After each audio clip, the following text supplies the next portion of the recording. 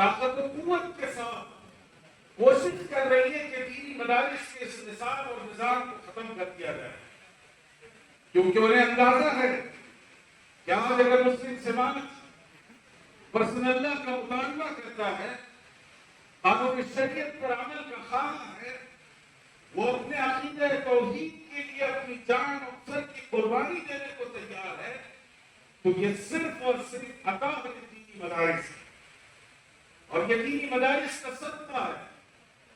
اگر خدا نخواستہ یہ سسٹم قائم نہ رہا تو آپ سے توحید کی امانت چھینی جائے گی، اور کبھی سوریہ نمسکار کروایا جائے گا، اور کبھی وندے ماترم جیسے مشرکانہ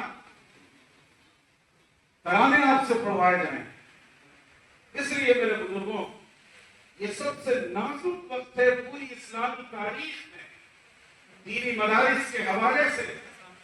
اگر آج مسلمان پورے شعور کے ساتھ اور شعور کی گہرائی اور پختگی کے ساتھ اپنے اداروں کی حفاظت کو طے کر لے تو انشاءاللہ کوئی قانونی سے ختم نہیں کر سکتا، اور کوئی حکومت کا آرڈر اس پر قلم نہیں چلا سکتا۔ دوسری بات، یہ مدرسہ اشرف البنات لڑکیوں کی دینی تعلیم کے لیے قائم کیا گیا۔ مجھے بڑی خوشی ہے کہ اس علاقے میں کئی درجن لڑکوں کی تعلیم کے ادارے قائم ہیں۔ یہ ہماری بنیادی ضرورت ہے، فنڈامنٹل نیڈ ہے، لیکن اس کے ساتھ ساتھ لڑکیوں کی تعلیم پر ہمیں خصوصی توجہ دینی ہوگی، اس لیے کہ اگر لڑکیوں کی تعلیم کو ہم نے نظر انداز کر دیا، ان کی دینی تربیت کو پسے پش ڈال دیا، تو ہماری تمام تر نفل عبادتوں، عمروں اور روزوں کے باوجود اگلی نسلوں کو اور خاندانی نظام کو دینی بنیادوں پر قائم کرنا مشکل ہوگا۔ ایک بزرگ نے کہا تھا اور وجہ کہا تھا کہ دین جب مردوں میں آتا ہے تو گھر کی دہلیز تک پہنچتا ہے، اور جب خواتین میں آتا ہے تو گھر کی نسلوں تک پہنچتا ہے۔ اس لیے خواتین کو دینی تعلیم سے آراستہ کرنا اور اللہ کے رسول صلی اللہ علیہ وسلم کی سنت و سیرت سے بہرور کرنا، یہ ہماری بنیادی ذمہ داری ہے۔ رسول اللہ صلی اللہ علیہ وسلم کے ذریعے انسانی تاریخ کا سب سے بڑا انقلاب آیا۔ آپ سے پہلے دنیا نے ایسا انقلاب، ایسا ٹرانسفارمیشن اور ریولیوشن نہیں دیکھا، لیکن اس حقیقت کو فراموش نہیں کیا جا سکتا کہ اس انسانی عالمی انقلاب کا برابر کا حصہ خواتین۔ قرآن نازل کیا گیا، سب سے پہلے حضرت خدیجہ نے اس کی تصدیق کی۔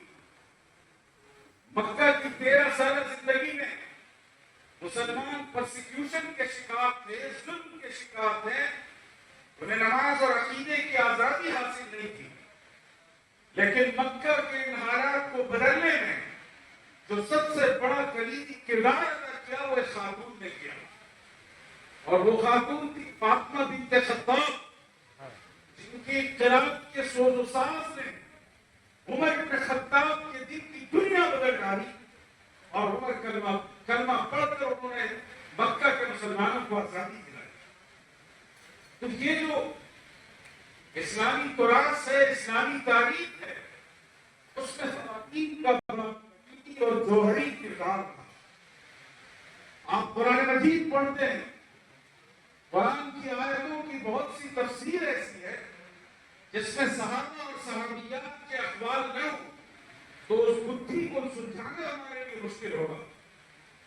عالم عرب سے ایک ریسرچ آئی ہے جس میں اسکالر نے تحقیق کر کے بتایا تفسیر کے حوالے سے جو روایتیں ہیں ان کی تعداد 700 سے زیادہ ہے، اور آپ دیکھیں کہ حضرت عائشہ کی حدیثوں کی تعداد 2210 ہے، حضرت ام سلمہ کی حدیثوں کی تعداد 350 سے زائد ہے، اور اگر کتب ستہ میں یعنی 6 حدیث کی جو مشہور کتابیں ہیں ان میں خواتین کی حدیث کی تعداد کو اکٹھا کر لے تو وہ 2776 کے قریب بنتی ہے۔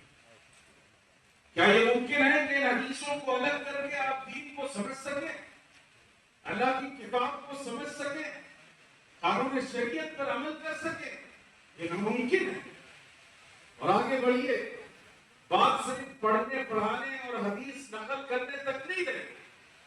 خواتین نے وہ تاریخ کردار ادا کیا جو آج کی مہذب اور مثقف دنیا میں کسی سویلائزیشن کی اوقات نہیں ہے کہ وہ مثال پیش کر سکے تو اسلامی خواتین نے پیش کی۔ کہا جاتا ہے کہ دمشق میں جو اسلامی ثقافت کا ایک مرکز اور نغمہ تھا، وہاں صرف 19 مدارس ایسے ہیں جو خواتین نے قائم کیے تھے، اور بالکل 5ویں 6ویں صدی ہجری کی بات میں عرض کر رہا ہوں۔ یمن پر نگاہ ڈالیں، یمن میں 33 بڑے مدرسے تھے جو خواتین نے اپنے خاص سرپے سے قائم کیے۔ اور اسلامی تاریخ کی اگر سب سے پہلی یونیورسٹی کی بات کی جائے تو وہ جامعۃ الترغیب ہے، جسے فاطمہ الفہمیہ نے قائم کیا تھا۔ اور تاریخ نگاروں نے لکھا ہے کہ اس پوری یونیورسٹی کے تعمیر کے دوران فاطمہ نے روزہ رکھا کہ روزے کی برکت سے ان کے استراح کو وہ روغن حاصل ہو کہ اس کی شمع قیامت تک زندہ رہے۔ اور آج پوری دنیا میں الازہر کے مقابلے میں اگر کوئی یونیورسٹی ہے تو وہ فاس کی جامعۃ الترغیب ہے۔ اب آگے بڑھے، یمن میں حلب کے بارے میں کہا جاتا ہے 200 سے زیادہ مدرسے اور رباط خواتین نے قائم کی۔ یہ تاریخ، یہ روشن کردار پوری انسانی تاریخ میں کوئی تہذیب، کوئی تمدن اور سویلائزیشن پیش نہیں کر سکتا۔ میں یہ باتیں اس لیے عرض کر رہا ہوں کہ ہماری لڑکیاں اور خواتین جو پس پردہ موجود ہیں ان کو یاد دلایا جائے کہ آپ کا ماضی کتنا روشن تھا، آپ نے اس امت کی تعمیر و ترقی میں کتنا بڑا کلیدی کردار ادا کیا ہے۔ اگر آپ کا کردار آج امت کی اصلاح اور تعمیر و ترقی میں شامل نہ ہوگا تو پھر یہ امت پنپ نہیں پائے گی اور یہ اپنے مقاصد میں کامیاب نہیں ہو پائے گی۔